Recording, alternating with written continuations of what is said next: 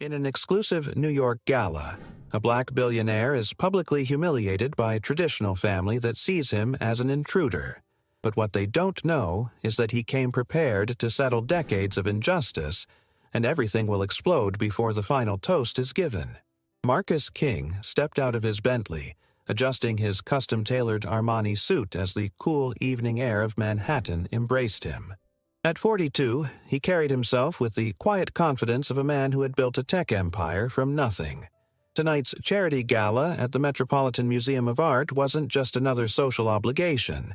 It represented his first real opportunity to meet the Whitmore family face-to-face, the potential partners for a $1.5 billion acquisition that could revolutionize both their companies.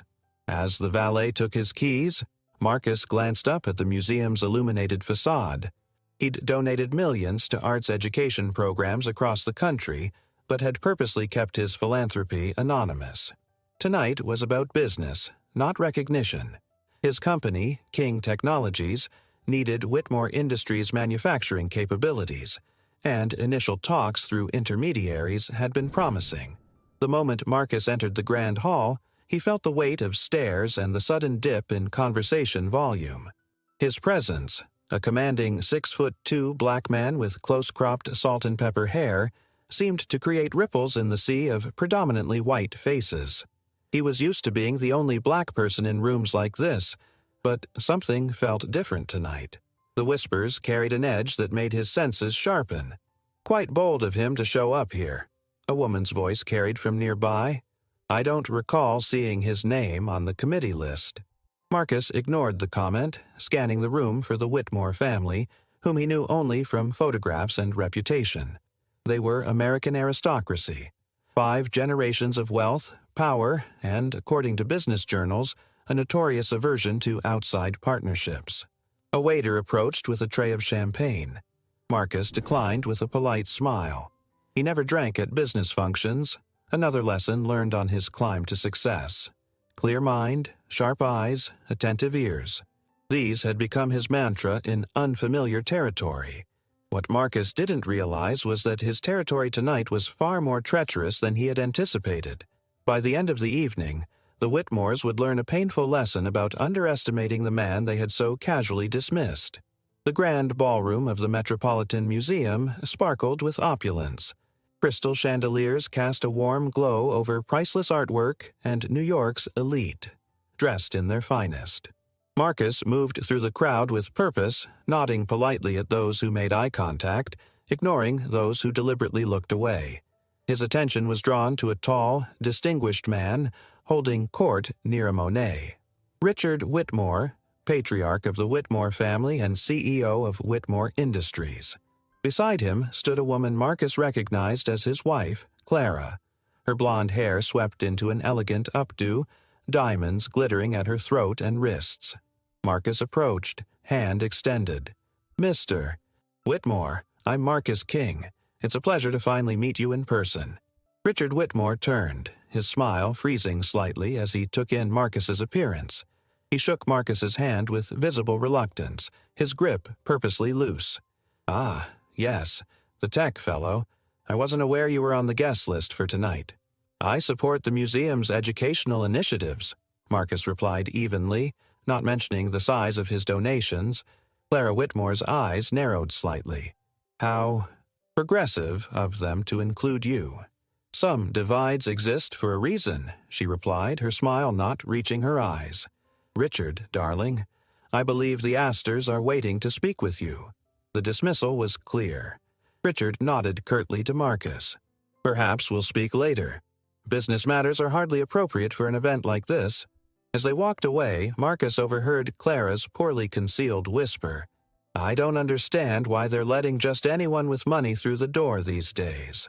The comment stung more than Marcus wanted to admit. He'd encountered prejudice throughout his career but had hoped that at his level of success, things might be different. He reminded himself that tonight was about the deal, a partnership that made financial sense for both companies. Personal feelings had no place in business. Little did Marcus know that this first interaction was merely the opening salvo in what would become a night of calculated humiliations. An hour into the event, Marcus found himself increasingly isolated. Conversation stopped when he approached. People who had eagerly networked with him at other functions suddenly couldn't remember his name. It was as if an invisible force field had been erected around him, and he had a growing suspicion about its source.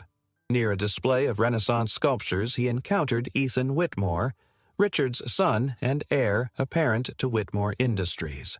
In his early 30s, Ethan carried himself with the entitlement of someone who had never heard the word no. "Mr. King," Ethan said, his voice carrying a hint of mockery, "I've been reading about your company. Impressive growth for someone with your background." Marcus kept his expression neutral. "Thank you.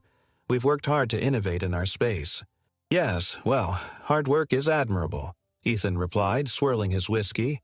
"Though in our circles, legacy matters more. The Whitmore name opens doors that remain closed to others, regardless of their bank accounts." The implication was crystal clear. In Ethan's world, Marcus would always be an outsider. A successful one, perhaps, but never truly accepted. "I find that doors typically open for those who bring value," Marcus countered smoothly, "and close rather quickly for those who don't adapt to changing markets." "That won't be necessary," Ethan said dismissively. "Our team has concerns about cultural fit. Whitmore Industries has certain traditions, standards that have served us well for generations." "Standards change," Marcus replied. "Markets evolve. Those who don't adapt get left behind." Ethan's eyes hardened. "Some things shouldn't change, Mr. King. Family, heritage, the natural order." He drained his glass. "Now, if you'll excuse me, I have people I should speak with. Actual stakeholders." As Ethan walked away, Marcus felt his professional resolve beginning to crack.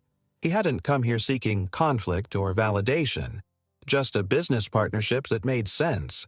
But the systematic disrespect was becoming harder to ignore. For the first time that evening, he wondered if he should simply leave, find another manufacturing partner for his expansion.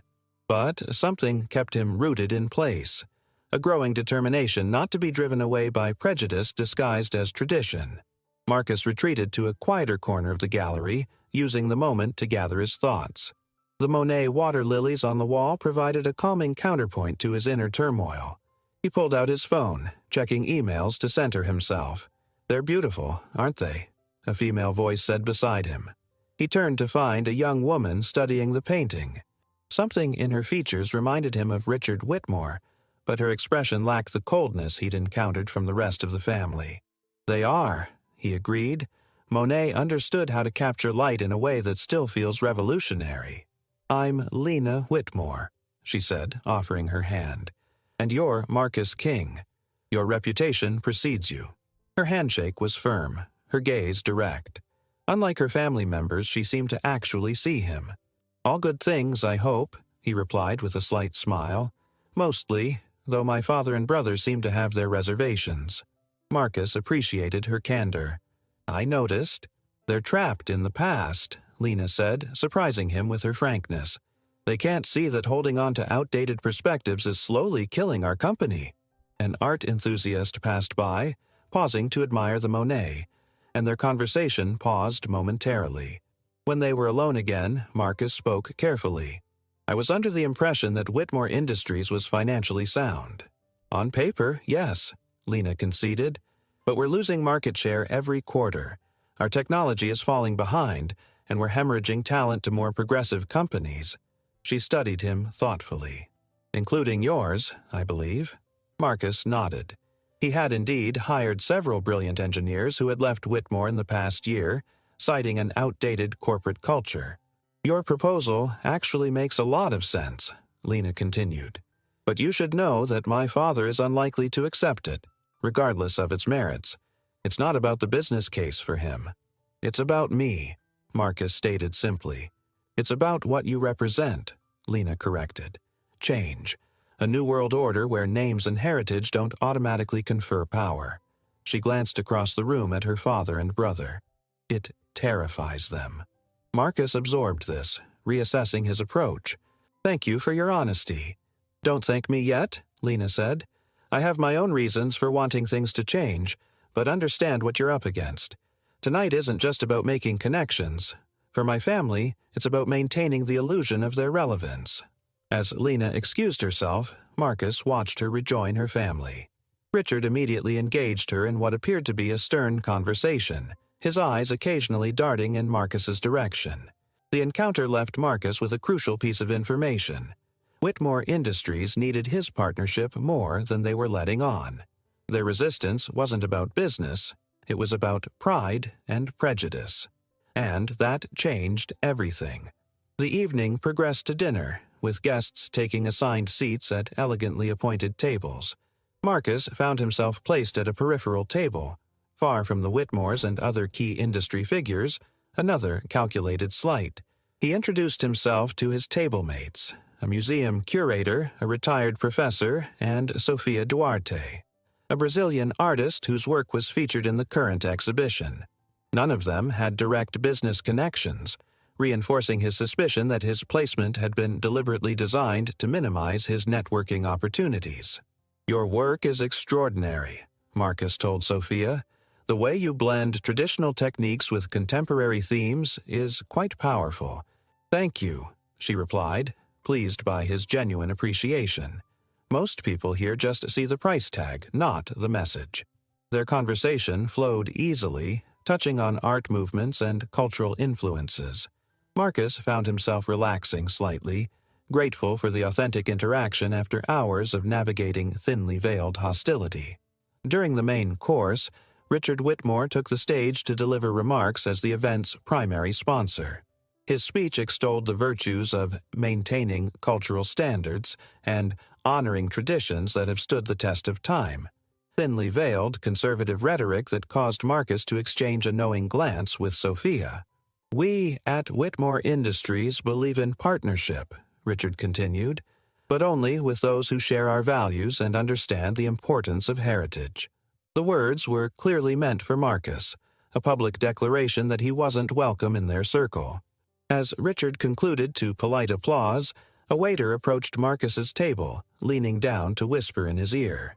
"Sir, there's been a request for you to join Mr. Whitmore for a brief word after dinner, in the Roman Sculpture Gallery." Marcus nodded, curious about this unexpected development. Perhaps Richard wanted to clarify his position privately, a courtesy that would be welcome after the public snubbing. What Marcus didn't notice was the subtle smirk exchanged between Richard and Ethan across the room, or the way Clara Whitmore's perfectly manicured hand covered her mouth to hide a satisfied smile. The trap was set, though its nature remained unclear to its intended target. The Roman Sculpture Gallery was quieter than the main hall, its marble figures casting long shadows in the subdued lighting. Marcus arrived to find Richard and Ethan Whitmore waiting, along with two men he didn't recognize but who carried themselves with the unmistakable bearing of corporate lawyers. "Mr. King," Richard began without preamble, "we wanted to address your proposal directly, rather than wasting more of your evening." Marcus maintained his professional demeanor despite the obvious discourtesy of the setting. "I appreciate that. The board has reviewed your offer," Richard continued, "and we must decline. Whitmore Industries is not interested in a partnership at this time." Though disappointed, Marcus wasn't entirely surprised after the evening's interactions. "May I ask why? The financial projections show significant benefits for both companies." Ethan stepped forward. "Let's not pretend this is about numbers. Your company simply isn't the right fit for our brand." "Our brand," Richard emphasized, "has been built on certain values, a certain image that we must protect." The implication hung in the air, ugly and undeniable. Marcus felt a slow burn of anger rising but kept his voice steady. "I see. And what values might those be, Mr. Whitmore?" "Tradition, stability, a respect for the established order." Richard's eyes were cold, qualities we find lacking in newer enterprises that prioritize disruption over decorum. One of the lawyers handed Marcus a folder. "We've prepared a formal response to your proposal. Our legal team has identified several areas of concern regarding intellectual property and market positioning." Marcus didn't open the folder. He knew it contained manufactured objections, legal smokescreens to hide the real reason for rejection. "I understand completely," Marcus said, his voice calm despite the storm brewing inside him. "You're right that our companies have different values. King Technologies values innovation, equality, and forward thinking, attributes that are clearly at odds with your tradition." Richard's jaw tightened. "I'd advise you to be careful about making implications, Mr. King. The Whitmore name carries significant weight in this industry." "As does performance," Marcus countered, "and results, and adaptation to changing markets." Ethan stepped closer, his voice lowered. "Let me be blunt, since you seem to need clarity. We don't need your technology, your money, or your kind trying to buy your way into our world. Some doors will remain closed to you, no matter how rich you become." The mask had finally dropped. The pretense of business concerns had given way to the naked truth of prejudice. Marcus looked from father to son, seeing the same entrenched arrogance, the same fear disguised as superiority. In that moment, something shifted inside him. He had come seeking a partnership but would leave with a different purpose entirely. "Thank you for your candor," Marcus said, his voice taking on a new edge. "It's refreshing to have confirmation of what I suspected all evening." He turned to leave, then paused. "One last thing, gentlemen. You mentioned the weight of the Whitmore name. I wonder if you've considered its weight might eventually become an anchor." With that, Marcus walked away, leaving the folder untouched on a nearby pedestal. As he departed, he heard Ethan's dismissive laugh and Richard's murmured comment, "The arrogance of these people never ceases to amaze me." Marcus returned to the main hall, his mind racing with new possibilities. The night had transformed from a business opportunity into something else entirely, a reckoning long overdue. As the gala reached its climax, the tension in the grand ballroom was palpable. Marcus, having just completed his conversation with the journalist, felt a strange shift in the atmosphere. He scanned the room, his gaze landing on Lena Whitmore, who now stood near the stage, her face a mask of conflicted emotions. The grand chandelier above flickered, and for a moment the room was shrouded in semi-darkness. In that brief moment of silence, Marcus noticed how the air itself seemed to hold its breath, as if anticipating a revelation. Then, with a sudden flourish, the lights brightened, and the grand stage was illuminated, revealing a new figure standing at its center. It was the museum director, a man Marcus had seen earlier. But now, he held a sheaf of papers, and his countenance was grave.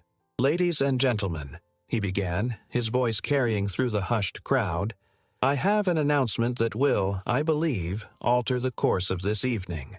The whispers that had earlier been directed at Marcus now turned into a collective gasp.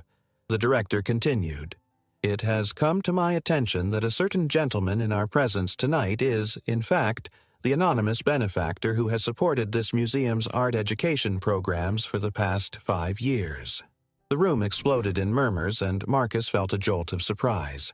It dawned on him that the director was speaking about him, but he hadn't anticipated this public disclosure. The director paused, then read from the papers in his hand.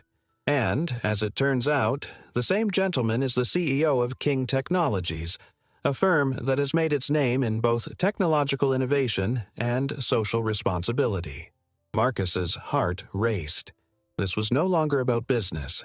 This was about legacy, about recognition, about justice, delayed but not denied.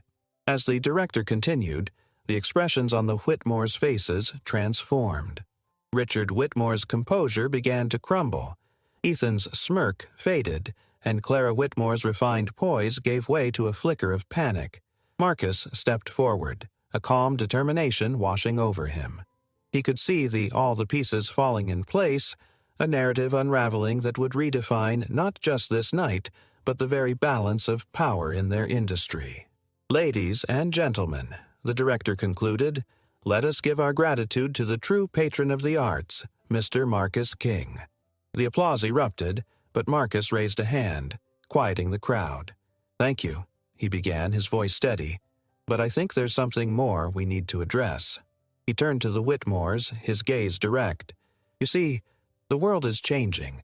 The values that built empires on exclusion and privilege are being re-evaluated, and it's time for all of us to ask, what is the true measure of a legacy?" The room was silent. entranced. Richard Whitmore, face flushed, tried to interject, but Marcus continued. The Whitmore name is not merely about the wealth it has accumulated. It's about the people it has left in its shadow. Lena Whitmore, now standing apart from her family, nodded slightly, her eyes locked onto Marcus. She had seen the writing on the wall, had understood the implications before her father and brother. Marcus's gaze softened slightly. I didn't come here tonight for recognition, nor did I expect the reception I received. But I will not be driven away by prejudice, nor will I stand by while bias masks itself as tradition. He then revealed the truth about King Technologies. I hold the key to a contract that could redefine your company, Mr. Whitmore.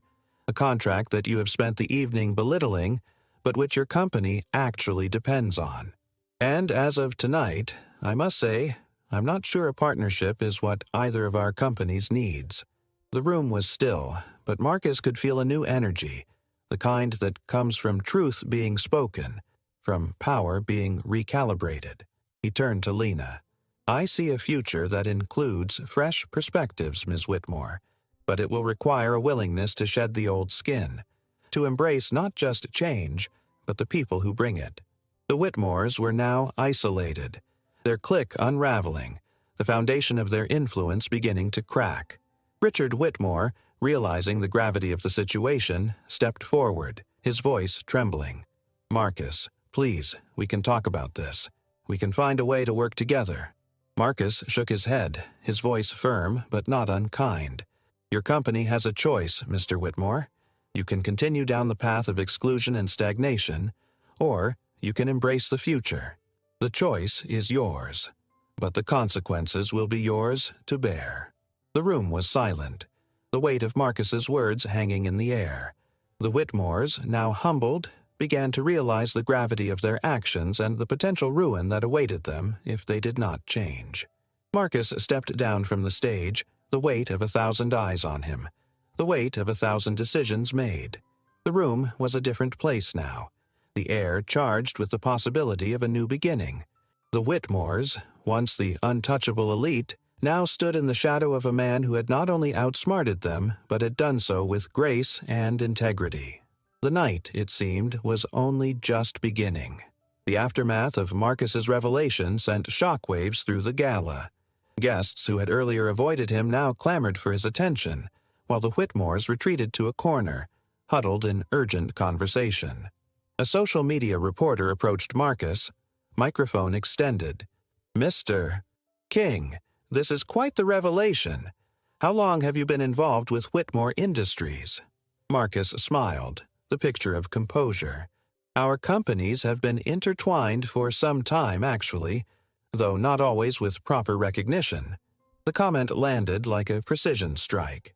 Across the room, Lena Whitmore broke away from her family's huddle, approaching Marcus with determination. Mr. King, I believe we need to talk. They moved to a quieter alcove, where Lena surprised him by producing a folder. I found this in my father's study last week. I didn't understand its significance until tonight. Marcus opened it to find original partnership documents between his grandfather, William King, and Howard Whitmore, proving his grandfather's founding role in what became Whitmore Industries. They told me he was just an employee, Marcus said quietly, emotion breaking through his carefully maintained facade for the first time. They lied, Lena replied simply, and I won't be part of perpetuating that lie. The moment was interrupted by Richard, who approached with a false smile plastered on his face. Marcus, we should discuss this partnership of ours. Perhaps we could arrange a private meeting. Actually, Marcus cut in, I think this is the perfect setting.